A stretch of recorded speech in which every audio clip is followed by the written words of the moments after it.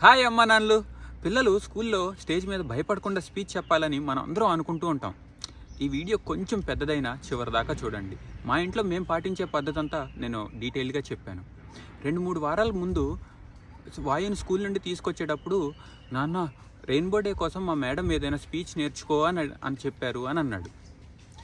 అది మంచి ఆపర్చునిటీ, కానీ అది మంచి ఆపర్చునిటీ అని నేను మాత్రమే నమ్మితే సరిపోదు. వాయు కూడా ఇట్స్ ఎ గుడ్ ఆపర్చునిటీ అని నమ్మాలి.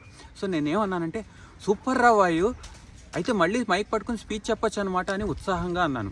నా ఉత్సాహాన్ని చూసి వాడు కూడా, అవును నాన్న, ఎప్పుడు నేర్చుకుందాం, కానీ ఏం చెప్పాలో నాకు తెలియదు కదా అని అన్నాడు.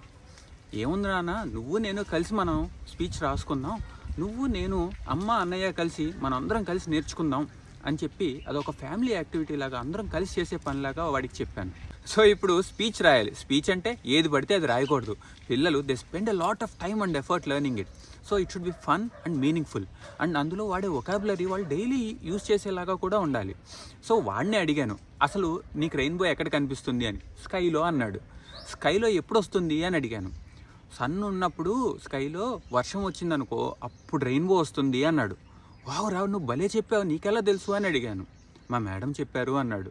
అబ్బా, మీ మేడం కొత్త కొత్త విషయాలు భలేగా నేర్పిస్తున్నారుగా, నువ్వు కూడా అంతే బాగా మేడం చెప్పింది చాలా శ్రద్ధగా వింటున్నట్టున్నావు అని వాళ్ళిద్దరి ఎఫర్ట్స్ని మెచ్చుకుంటూ టీచర్కి స్టూడెంట్కి మధ్యలో ఉన్న బాండ్ మరింత స్ట్రాంగ్గా అయ్యేలాగా మాట్లాడాను. సో ఇప్పుడు సన్ను స్కైలో వెళ్తుంది అంటే the yellow son was rolling in the blue sky, అంతేనా అని అడిగాను. అంతే అన్నాడు. రోమింగ్ అందామా రోలింగ్ అందామా అన్నాను. ఒక క్షణం ఆలోచించి రోమింగ్ అన్నాడు. Okay, done. సో ఇప్పుడు మన సన్ను ఆకాశంలో తిరుగుతూ ఉన్నాడు. నెక్స్ట్ ఏం రావాలి? వర్షం రావాలి. వర్షం వచ్చే ముందు ఉరుములు వస్తాయి కదా, ఉరుములు అంటే Thunders. So suddenly there was a thunder and the rain started pouring down అన్నాను. ఇప్పుడు వర్షం వస్తే నీకు హ్యాపీయేనా అని అడిగాను. హ్యాపీయే అన్నాడు.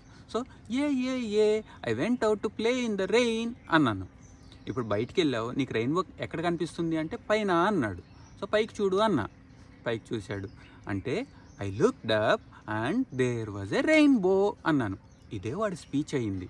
ఇక్కడ నేను ఏం చేశాను, వాడి ఐడియానే తీసుకున్నాను. వాడి ఐడియాని నేను స్పీచ్ లాగా డెవలప్ చేశాను. తర్వాత ఒక 2-3 రోజుల పాటు ఇంట్లో ఒక పాటలాగా అందరం కలిసి పాడుకున్నాం.